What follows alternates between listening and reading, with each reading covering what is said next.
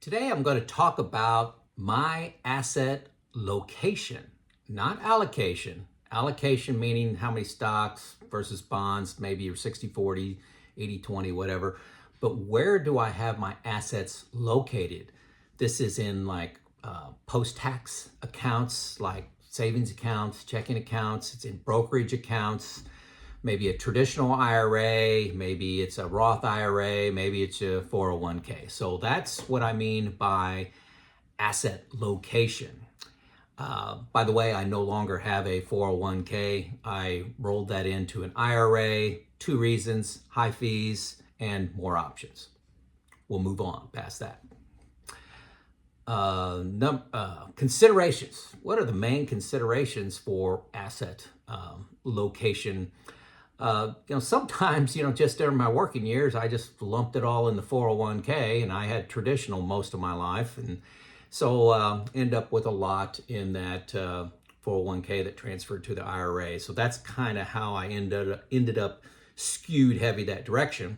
But, when you have options, you'd like to start to transfer to manage really taxes is number one for me. Taxes, but also for some people, Affordable Care Act credits. I'll talk about that later. Medicare supplement premiums, and I'll talk about that later.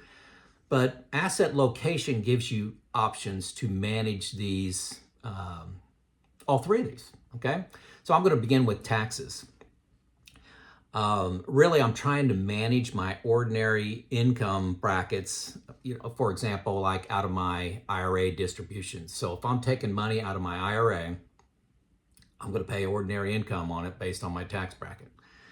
I'd like to pay long-term capital gains. Long-term capital gains can be as low as 0%. For most people, around 15%, some people around 20%. It's all based on income level. Zero, these are all married numbers, less than 94,050, let's say 94,000, less than that, zero. Up to 583,750, 15%, that's why I said most people. And then anything above that number, that 583,000 number, it's 20%. So that's long-term capital gains. Short-term capital gains, if you don't keep your assets longer than a year, you pay basically ordinary income. And I think everybody's used to ordinary income brackets and how those change. And so what many people get wrong, and I've coached a lot of people and had a lot of discussions around,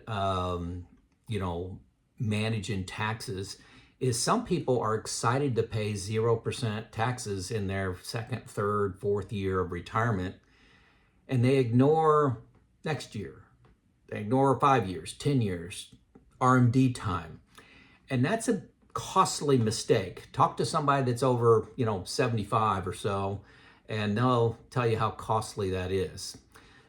Everyone needs clear vision of these tax brackets when they hit RMDs, the required minimum distribution. You're forced to take in an amount, and that amount may put you in the 32% tax bracket if you don't do anything.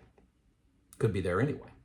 The only tool I know that gives you year-by-year breakdown of the tax brackets is New Retirement. Let me know in the comments if you know another one. That's why I use New Retirement.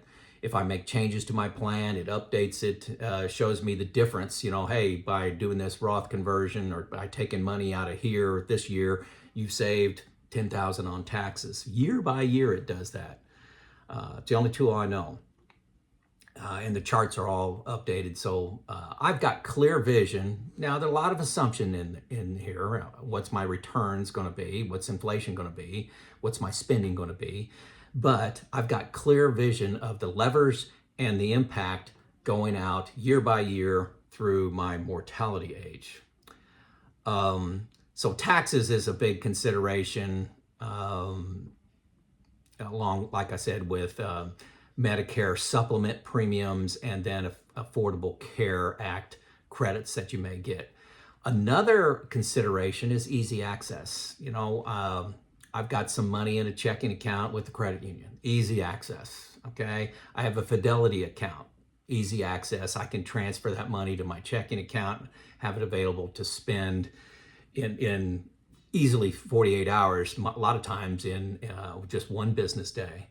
My IRA is not bad. I'm over 59 and a half, I'm 60 now, so it's not immediate. I get that money, and there may be a market downturn. So if the market is down, 40%, I really don't want to access that money. So there's decisions that need to be made with that IRA money. Is it a good time to pull it out? How long does it take to get the money versus the easy access money? So a lot of things I'm juggling there.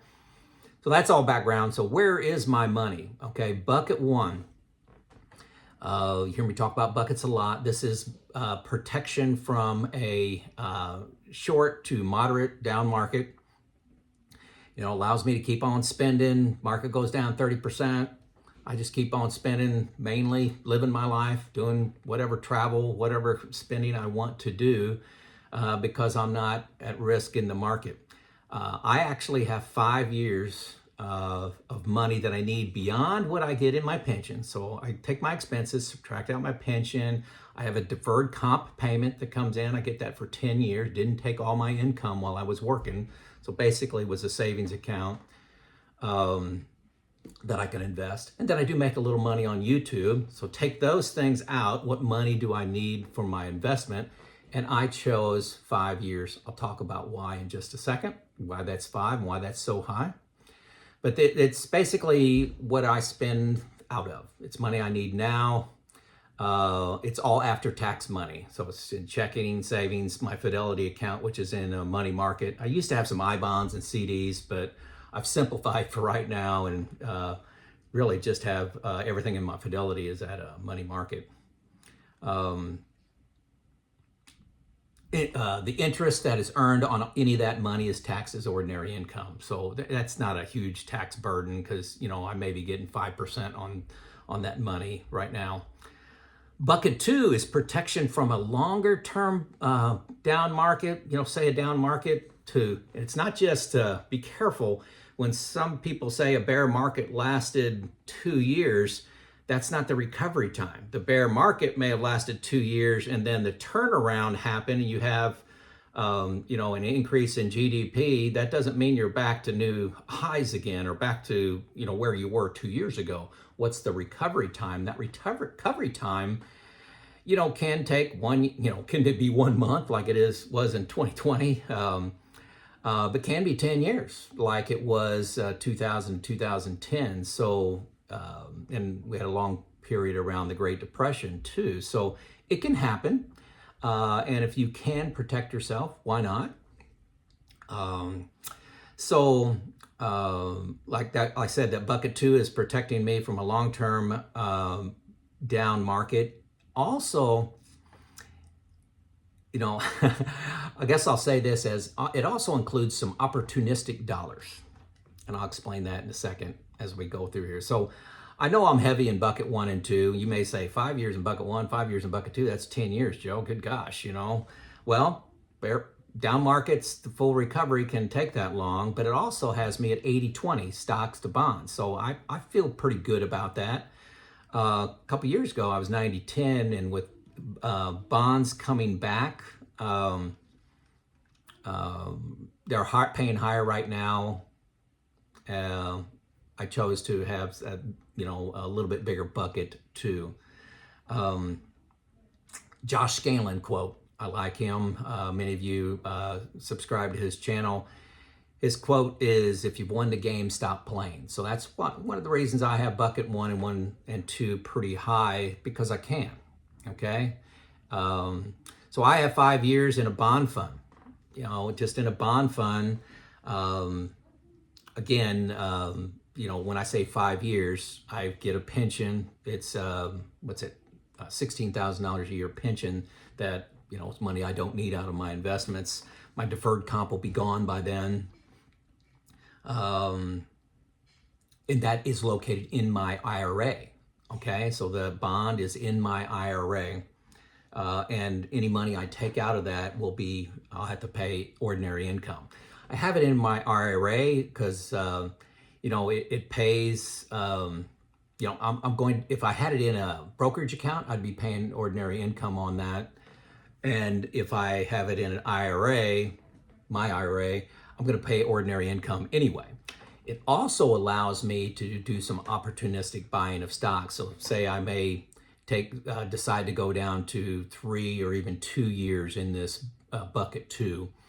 I can buy stock, no problem, doesn't cost me anything. There's no taxable event. I don't have to, sell anything that creates that taxable event. So that's why I have it there.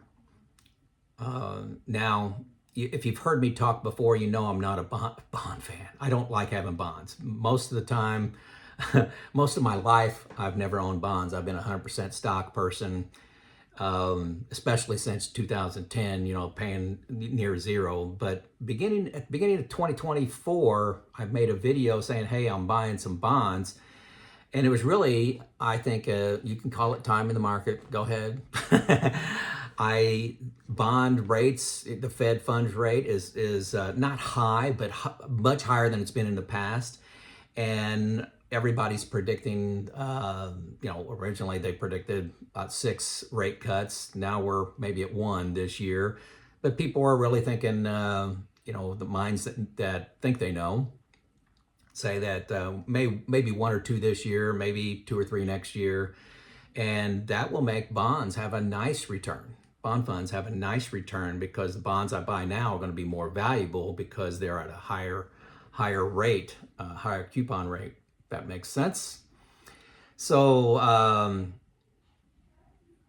that's why I got bonds right now. Now later years, maybe 2-3 years from now, I may shift that bond fund down to maybe just a couple years of expenses and shift to stocks, like I said.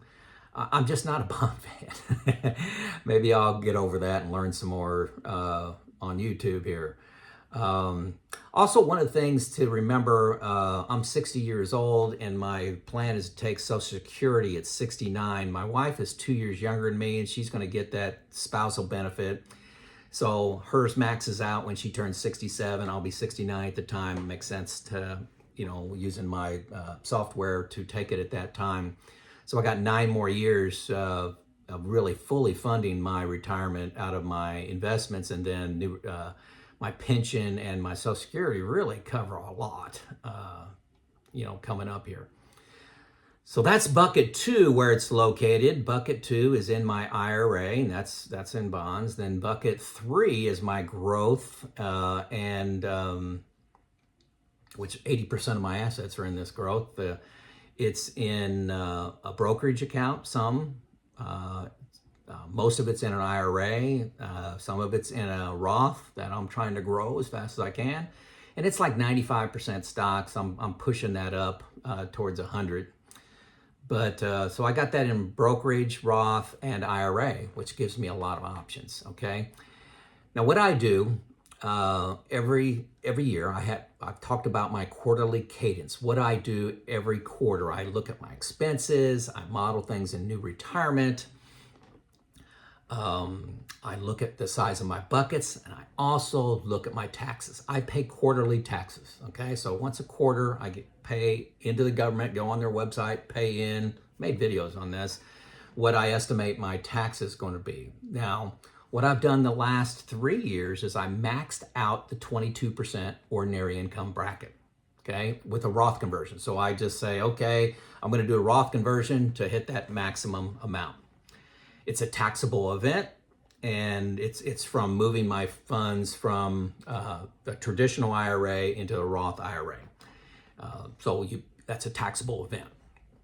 This year, I'm planning on maxing out the 24% bracket. My thinking is new retirement has me projected out towards RMD time is hitting the 32% bracket and even higher. The Tax Cut and Jobs Act may end in 2026, which could take, for example, the 24% bracket and make it 28% bracket.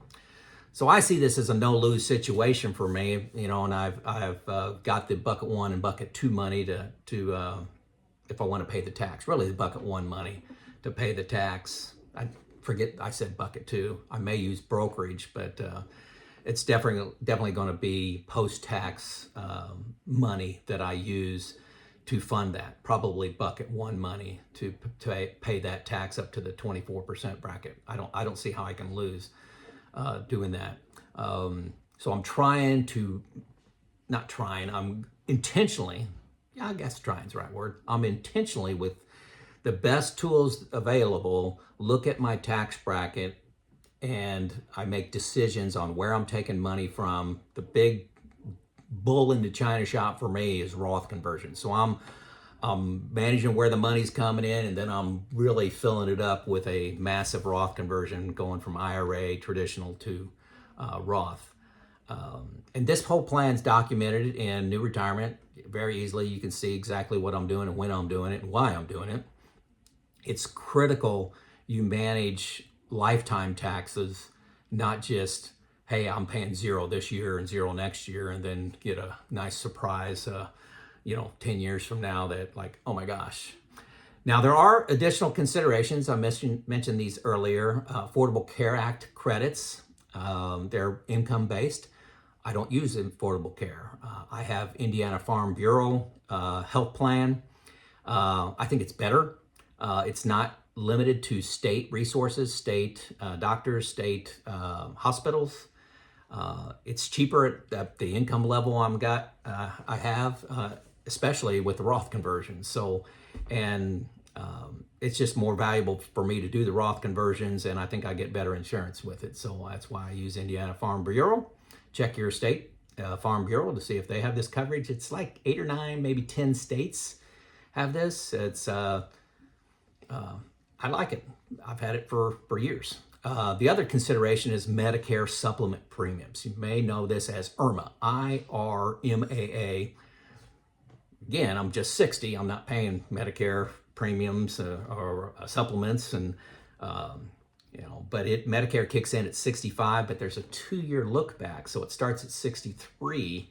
And by the way, New Retirement models Roth conversions to minimize your IRMAA payments. So you can see a chart of your IRMAA payments based on your income that you're and where you're taking your income from.